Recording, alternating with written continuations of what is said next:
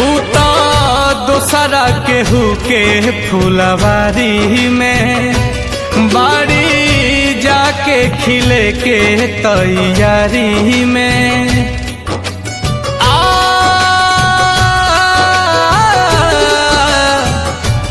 उता दोसरा केहू के फुलवारी में बाड़ी जाके खिले के तैयारी में भारत तड़प तड़प के बनी हो भारत तड़प तड़प के बनी हो एह दुनिया में प्यार के जैसन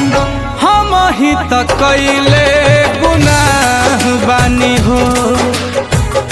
एह दुनिया के जैसन हम ही त कैले